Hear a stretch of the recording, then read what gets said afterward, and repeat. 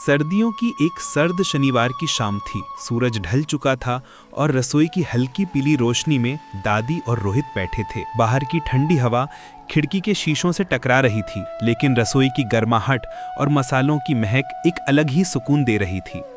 रोहित का मन कुछ खास खाने का कर रहा था, कुछ ऐसा जो सिर्फ पेट नहीं, आत्मा को भी सुकून दे। दादी, उसने प्यार से कहा, आज आपकी उस बिरयानी की बहुत याद आ रही है, जिसके लिए पापा कहते हैं कि उसका मुकाबला दिल्ली में भी कोई नहीं कर सकता। दादी हंस पड़ी।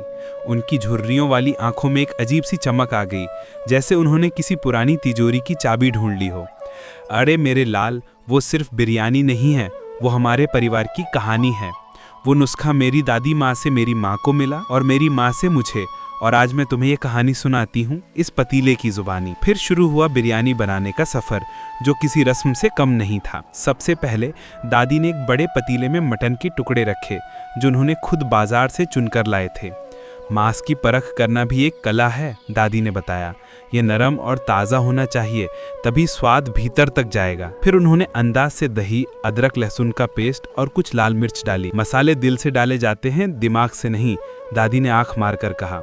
जब तक तुम महसूस नहीं करोगे कि मटन को कितनी ज़रूरत है, तब तक स्वाद नहीं आएगा। मटन को मैरिनेट करके उन्होंने कुछ देर के लिए छोड़ दिया, ताकि सभी मसाले उसमें अच्छी तरह से मिल जाएं। इस दौरान उन्होंने बिरयानी में इस्तेमाल होने वाले बासमती चावल की कहानी सुनाई। ये चावल सिर्फ चावल नहीं है, ये गांव के खेतों की मेहनत है, सूरज की रोशनी और बारिश का प्यार है।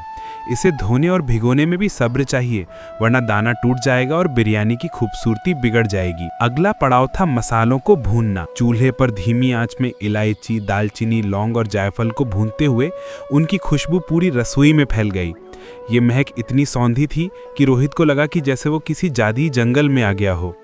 दादी ने बताया कि हर मसाले का अपना एक किरदार होता है, जो मिलकर बिरयानी की कहानी को पूरा करते हैं। इलायची रानी है जो मीठी खुशबू देती है, और लौंग राजा है जो तीखापन देता है। जब मटन अच्छी तरह से पक गया और चावल आधा उबल गया, तो दोनों को एक बड़े पतीले में परतों में सजाया गया। एक परत चावल की, जिसके ऊपर मटन और उसकी तरी डाली गई। फिर एक परत धनिया पत्ती, पुदीना और तले हुए प्याज की, और सबसे ऊपर केसर वाला दूध, जिसकी सुनहरी रंगत देखते ही बनती थी।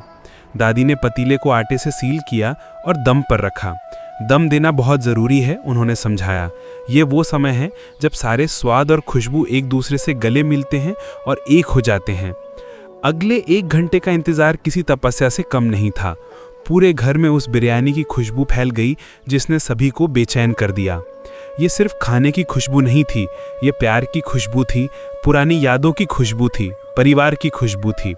रोहित को लगा कि वो सिर्फ बिरयानी का इंतज़ार नहीं कर रहा, बल्कि अपनी दादी की सारी कहानियों का इंतज़ार कर रहा है।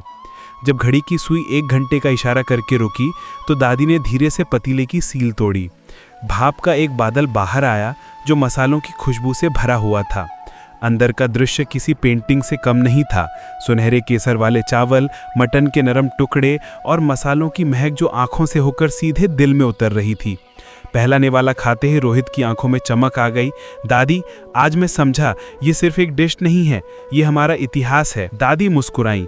रोहित को एहसास हुआ कि कुछ चीज़ें लिखी नहीं जाती, बल्कि पीढ़ी दर पीढ़ी सीखी और महसूस की जाती हैं। उस दिन मटन बिरयानी उनके लिए सिर्फ एक खाना नहीं, बल्कि दादी का प्यार और उनके परिवार की विरासत बन गई थी।